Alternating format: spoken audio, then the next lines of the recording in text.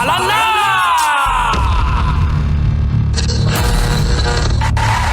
Ang tambalang kumikinang. Coliala and Diego Bandido.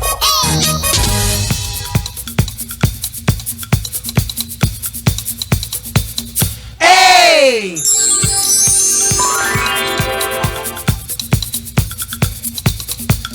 Hey!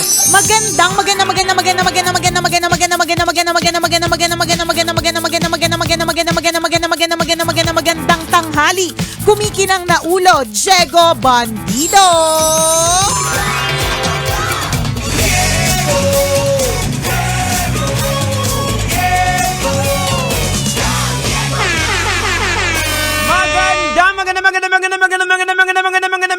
Magandang tanghali. Kumikinang ina.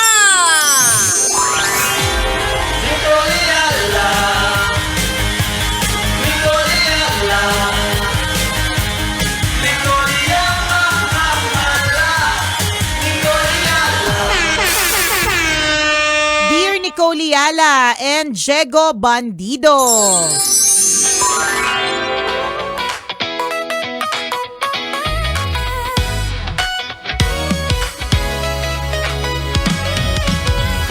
Ako lang ba yung nanay na feeling ay isang malaking warehouse ang bahay? Ang dami-dami ko po kasi talagang tambak. Ako po ay work from home. I have kids at home also dahil sila po ay wala pang pasok sa ngayon. And nahihirapan po akong mag-declutter. Ano po bang mga tips ang gagawin? Hay! Ang gulo-gulo-gulo! Nicole Yala, para sa'yo talaga yan. Ay, hindi para sa akin. Baka para sa'yo. Yung mga damit mo daw, hindi naman. Oo, hindi na ito para sa akin kasi ako nga hindi ko rin yan ma-solve. And sige, kung magte-take tayo from what I just said, James, na hindi ko nga ito ma-solve, diba? Or something. What I realized is that, una, kunyari, pagdating sa clutter ng kids in the house, tinanggap ko na habang may mga bata, at ito po ay lagi nating tatanggapin, habang po ang bahay po natin ay may mga bata, okay, siguradong may legong nakakalat, siguradong may mga crayons na putol-putol na wala sa pwesto, siguradong yung mga puting kumot ay magkakaroon naman siya ng tsokolate o kaya ng ketchup. Tama. Siguradong may mga bakas ng chichirya sa kama. Siguradong madumi. Sigurado talaga kasi may mga bata. Tama. May mga bata. Para sa akin, para hindi ka na lang masyadong mabaliw, tanggapin mo lang and just freeze that etong season na ito ng buhay enjoy ninyo. the moment. Correct. Kasi dadating yung panahon na kahit gusto mong may nakikita kang mga stuffed toys, kalat. meron kang nakikitang mga kalat, 'di ba? Wala na yun eh. Kasi dadating yung panahon na itatapon na yung mga toys or ipapamigay na yung mga toys. Meron akong isang napanood na ganyang klaseng video na yung tatay umiiyak siya. Ang title ng video is parang One Last Teddy Bear. Parang ganon. So, meron siyang daughter na 12 years old na ang hiling lang for her birthday is a teddy bear. So, yung tatay, parang nagreklamo kasi una sa lahat, ang dami-dami niya ng teddy bear. 'Di ba? So, bakit ka pa humihingi ng isa pang teddy bear? And then, na-realize nitong tatay na ito, one more teddy bear won't hurt. Kasi dadating yung panahon, bigla niya na-realize na dadating yung panahon na kahit gustuhin mo mang bigyan ng teddy bear yung bata, hindi niya na-trip kasi hindi na niya season. Tama. Hindi na season ng kanyang buhay, yung teddy bear. Iba na yung niyayakap niya. Correct. 'Di ba? Oo. So yun lang, at least dun sa part na yun about the clutter tungkol sa mga gamit ng mga bata, i-freeze mo lang din yung memory na yan. Tapos don't be too hard on yourself. Kung tanong mo kung ikaw lang yung nanay na warehouse ng bahay, hindi. Hindi lang ikaw yan. Marami po, nagpe-pretend lang yung iba o kaya ang pinopost lang nila sa social media ay yung malinis. Yung area na malinis. Correct, yung area lang na malinis. Although, meron akong kakilala na talagang sobra talaga yung bahay. As in, kahit may bata, talagang arrange talaga lahat, 'di ba? Pero wala ganun siguro talaga sila, ganun. Arranger siguro talaga siya, ganun. Kung hindi ka ganun, wala tayong magagawa. At saka may bata dadating ang panahon. Lahat na ng puting kumot, puting bedsheet, puting throw pillow, puting kutsyon, piliin mo na yan kasi dadating ang panahon wala nang batang magmamantsa dyan. Tama. Kasi kayo na lang. Kung minsan nga tayo pang mga magulang yung pupumilit, halimbawa, hindi na nila gagalawin yung toy. Di ba favorite mo to? Oo, correct. Pinipilit mo po. Hindi, Totoo. favorite mo to. Di ba gusto mo yan siya? Ganon. Totoo yan. Nitong nakaraang araw, yung anak kong bunso, si Prince, naglambing sa akin ng date. So gusto niya daw mag-date kaming dalawa. So nag-date kaming dalawa. Kaming dalawa lang gusto niya. Tapos, dun sa aming date na siningil na siya ng samgyup ng full rate, hindi bata. Paano naman? 2.5 price si kuya. Ang lolo mo, 2.5 price. 7 years old, 2.5 price sa samgyup. Mas marami pa siyang kinain kanin kesa sa akin, no? So, nadaan kami sa isang store ng mga toys. Tapos, tinanong ko sa kanya, do you want to go in? Tapos sabi niya, syempre naman, bata naman talaga siya 'di ba? Tapos namimili siya, tapos sabi niya, can I choose? Tapos yung pinipili niya, stuffed toy. Ang sa akin, dagdag na naman ito sa tambak. Ito na naman yung isa sa mga ilalagay na naman or sandali lang, tapos kakalimutan. Pero sabi ko, hindi saglit lang siyang bata So what is how much, 'di ba? Pero matatandaan niya na during our date, 'di ba? Yung gusto ko, sabi ganito pa kasing description niya, bakit ko naman hindi bibilhin? Ganito, Mom, I feel like the penguin is talking to me. Wala na, finish na. Wala, finish. Kinausap na siya. Kinausap na siya ng penguin Ang gagawin ko, kinausap na siya ng penguin. Wala na, finish na yon. I feel that the penguin is talking to me and telling me to bring him home. Also, lalabang ka ba sa penguin na kinausap yung anak mo? Hindi. Tama. Kasi pero totoo, if fast forward mo siya to in the future, will that time ever come pag binata na siya? Nasasabihin niya sa akin, Ma, pwede mo ba sa akin bilhin yung penguin kasi kinausap niya ako? Kapag ka binata na siya tapos kinausap niya ng penguin, baka ako yung mamablema. Kasi bakit siya kinausap ng penguin, di ba? Pero ngayon bata siya, tapos ina-appreciate ko. And true enough, tambak na naman siya today. Pero it's always a nice memory na, okay, na-frame ko siya na ito yung binili niya nung date namin. First date namin na kaming dalawa lang. Di ba? So, yun lang dun sa part na yun. Huwag ka na masyadong ma-stress, mami, dun sa nag-PM sa amin, tungkol sa kalat, tungkol sa mga kids. Ngayon, yung sa mga clutter na yan, hindi ko rin masagot talaga. Baka may suggestion si Diego. Kasi pinapagalitan din ako ng asawa ko. Mali yung pinagtanungan mo. Ako, ang naisip ko dyan na posible, don't be too hard on yourself na agad-agad at one time, kaya mo siyang i-declutter lahat. Para sa akin, kunyari, mag-goals ka lang na every Friday, let's say, Friday ngayon, di ba? Every Friday, may isa kang garbage bag, kunwari, na made-declutter. O kaya isang drawer ang maayos. Ito muna.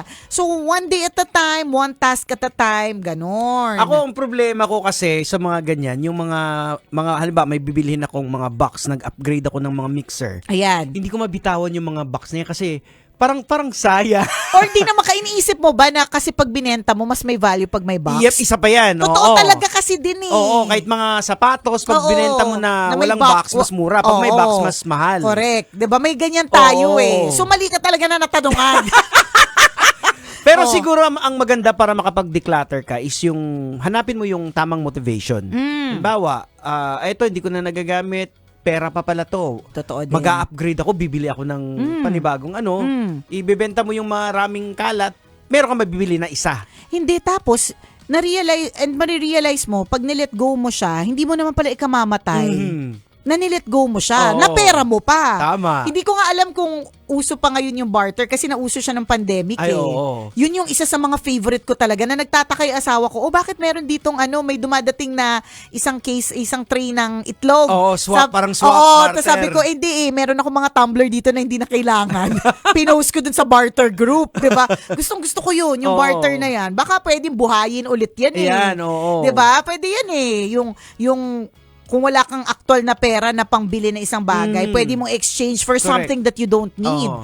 Or di naman kaya, ang pwede mong gawin, moha, kasi hindi nga namin to nagagawa. So, suggest namin sa'yo, baka magawa mo, kasi kami ni Diego, di namin magawa. So, suggest namin sa'yo, di ba? Di ba minsan mayroong mga ganon na mag-search ka lang sa Facebook, sa social media, na mga kukuha ng mga items for donation. Oo, meron. May ganun. Diba? Oo, isa pa nga. Kaya nga sinasabi ko, dapat makahanap ka na ng proper motivation na malet go mo yung mga bagay. Correct. Like, i-donate sa Totoo. orphanage man yan. Yan, meron Oo. yan eh. Type mo lang yung word na donation, parang feeling ko, kunyari, ano man yung mga extra mo, donate clothes, ganyan. Makikita mo eh. Tapos, meron yan silang parang lugar na paghuhulugan, Oo, ganon. Yun ay yan. i-effortan mo. Pero at least nakapag-declutter ka. Ang sa akin, do it one at a time. Hindi mo kailangang agad na malinis sa malinis at hindi na Oo. parang warehouse ang bahay mo. Kasi mangyayari naman talaga yan, pero magugulo din lang talaga. May tao eh. Tama. Ako para sa akin yun lang yun. May tao dyan. Correct. Eh di syempre meron talagang gulo dyan. Ganun talaga yun. Ayan, again, sabi nga ni Nicole, one at a time, parang practice siya na mag-let go ng mga bagay. Kasi yun ang Correct. pinakamahirap talaga eh. Letting go. Yung letting go dun sa mga bagay na may mga attachment na sa'yo. May correct. mga part na ng memories mo. Tama. O mahirap. Yan, alam mo, binili ko to sa pero hindi mo naman siya talaga kailangan. Totoo.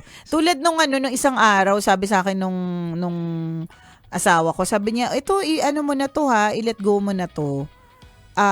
I-regift ko na daw. Tapos, siya Hello Kitty na tumbler. Sorry na po dun sa pagbibigyan ko. Opo, regift po yan. Okay, so sana hindi siya nakatutok. Anyway, sabi niya, ibigay mo na to. Ano pa yan, na binili pa natin yan sa Bangkok. Tapos pagtingin ko sa kanya, binili namin siya sa Korea. So, kailan pa kami huling nag-Korea? Sobrang tagal na kami simula nung nag-Korea kami. So, ibig sabihin, hindi ko naman siya kailangan. Diba, itinago ko siya, nasa box lang siya ng matagal na panahon, hindi ko naman pala talaga siya kailangan. Ganon. And isang lesson din talaga siguro, before we purchase something, tanungin mo yung sarili mo, kailangan ko ba ito? Kasi nagkikling talaga doon tayo sa memory. Actually, merong binigay si Papa Ren na toy kay Justin na Iron Man na hanggang ngayon, nandun pa rin nakabox pa rin. Talaga? Oo. Hindi talaga pinabuksan. Ganon? Oo. Ilang taon siya nung binigay? Bata pa? Bata pa eh. Oo, Minsan tayo talaga yung pasawa. Para talaga laruin yun eh. Ngayon, binata na si Justin. Paano na? May ganun kasi talaga tayo. Meron tayong attachment sometimes. Tapos may sentimental value din. Or pwede rin siguro, Jegs, na maaaring sugat din ito ng kabataan. Posible din. Na nung araw kasi hindi naman tayo makakuha ng laruan, Oo. ng damit, ng Correct, sapatos, 'di ba? Na nung capable na tayo, 'di ba? Posible din siguro Posible sa din. akin sugat ng kabataan kasi ako dati nung kabataan ko ang mga laruan ko lahat galing sa basurahan eh. Yung mga sirang toy kasi tatay ko driver ng basurahan ng truck. Ayun. So every time nakakakuha kayo. Oo. pag dumadating paparada yung basurahan, tay may toy. So excited ako. So yung mga toy ko mga galing sa basurahan. So pag may ganung kwento. Oo. Eto So ni siguro pagka, baka ganun. baka Oo. may mga ganyang klaseng sugat. But anyway, since sa decluttering na, may mga nasuggest na kami sa'yo. Oo. Sana magawa mo, kasi Tama. ulitin namin, hindi namin nagawa. Patuloy, yung decluttering na yan ay patuloy naming laban. Correct. But anyway, salamat. Salamat for sharing. At naway may na-pick up ka sa amin ngayong Friday na ite. Kasama pa rin po ang tambalang kumikinang. Ako po si Diego At Bandido. ako po si Nicole Yala. Kailangan pa bang i-memorize yan? Basic! So, yun. Yung pag-declutter, shout out dyan sa maraming mga cord na tinatabi. Ayan, totoo yan. Box na hindi tinatapon. Correct. Paper bag, nako. Microwavable. Speaking of paper bag, di ba kahapon, inabot mo yung ano? Yung milk tea. Oh, yung milk Oo. tea. Sabi ko, ang ganda ng paper bag, tinabi ko. Alam mo, Alam mo ba, yung paper bag na yon, pag bumibili kami ng milk tea doon, tinatabi ko din. Ang ganda kasi. It's a tie. Tsaka di ba parang naisip mo, parang insulator, pwede. Oo. Tsaka matibay siya. Oo. Tsaka parang feeling ko part siya ng binayaran, so dapat may ROI siya. Tama. Naku, kaya mali ka ng tinanungan. Mali. Mali! Mali. O siya, salamat at good luck sa iyong decluttering. It's a weekend anyway. Yeah. So, malay mo, magawa mo, ma-achieve Tama. mo. Ha? Alright. Bye-bye! Metro's #1 Love Radio.